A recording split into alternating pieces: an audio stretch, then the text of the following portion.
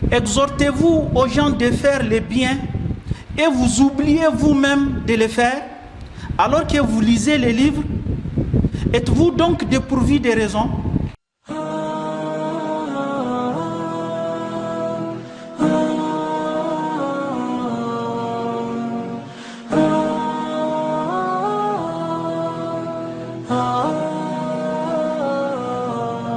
Toutes les louanges sont à Allah, le détenteur de la force tout entière, Seigneur de l'univers, le tout-puissant, le tout miséricordieux, le très miséricordieux. Nous rendons grâce à Allah qui avait montré aux hommes deux chemins et qui leur avait laissé le choix, puis ils sont soit reconnaissants, soit ingrats. Chers frères et sœurs en islam, je vous recommande sans oublier ma propre personne la crainte d'Allah.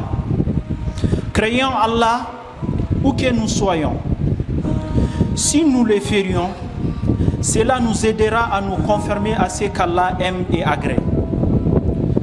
Chers musulmans, la crainte d'Allah nous oblige à être le modèle de nos paroles, comme était notre bien-aimé, le prophète Mohammed sallallahu alayhi wa sallam.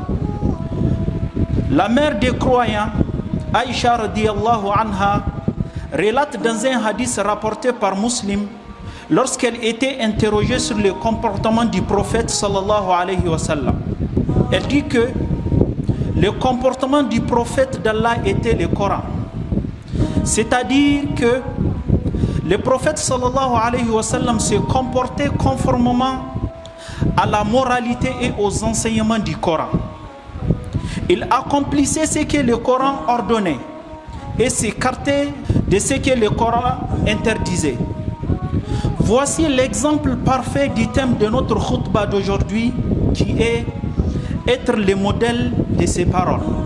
Chers frères et sœurs en islam, notre Créateur Allah subhanahu wa ta'ala nous interrogea et s'exclamant dans le verset 44 de Sourate al-Baqarah sur comment peut-on avoir un homme qui exhorte à faire de bonnes œuvres mais qui oublie sa propre personne. Lorsqu'il nous dit exhortez-vous aux gens de faire les biens et vous oubliez vous-même de les faire alors que vous lisez les livres, êtes-vous donc dépourvu de raison? Chers frères et sœurs en islam, je vous recommande sans oublier ma propre personne de répondre à la question suivante. Sommes-nous comme le prophète sallallahu alayhi wa sallam à travers les hadiths si mentionnés? C'est-à-dire, nos actes et nos comportements traduisent-ils nos paroles?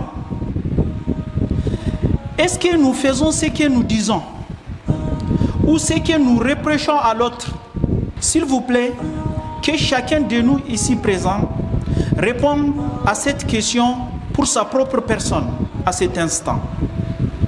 Que celui qui va l'écouter après mette une pause pour qu'il réponde à cette question avant d'écouter la suite. Eh bien, s'il serait fait, la réponse ne peut être que soit positive ou négative. Si elle serait positive, alors rendons grâce à Allah et implorons pour que nous continuions dans ce sens jusqu'au jour où nous viendra la certitude, qui est la mort. Mais lorsqu'elle serait négative, alors il est grand temps de rectifier cela pour changer cette mauvaise attitude. Nous crions toujours au changement dans notre pays. Alors, changeons-nous d'abord pour de vrai et notre situation changera, Inch'Allah. Allah subhanahu wa ta'ala nous dit dans ce sens: l'homme a par devant lui et derrière lui des anges qui relaient et qui veillent sur lui par ordre d'Allah. En vérité, Allah ne modifie point l'état d'un peuple tant que les individus qui le composent ne modifient pas ce qui est en eux-mêmes. Et alors, lorsque Allah veut infliger un mal à un peuple, nul ne peut le repousser. Ils n'ont en dehors de lui aucun protecteur. Sourate Ra'd, verset 11. Tout ce que nous faisons dans ce bas monde, que ce soit les biens ou les mal, nous allons les retrouver le jour de la résurrection. Allah ne diminue aucun de nos actes positifs ou négatifs, même du poids d'un atome, le jour où la terre comptera son histoire. Allah subhanahu wa ta'ala dit dans Sourate Zalzala, les 2 derniers versets, quiconque fait un bien, du poids d'un atome le verra, et quiconque fait un mal, du poids d'un atome le verra.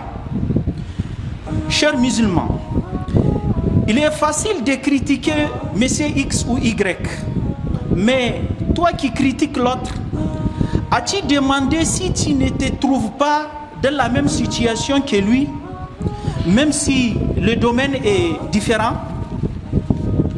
Chers musulmans, si nous ferions le constat de ce qui se passe dans notre société, nous allons nous rendre compte que celui qui critique l'autre fait aussi la même chose que lui, voire même pire parfois.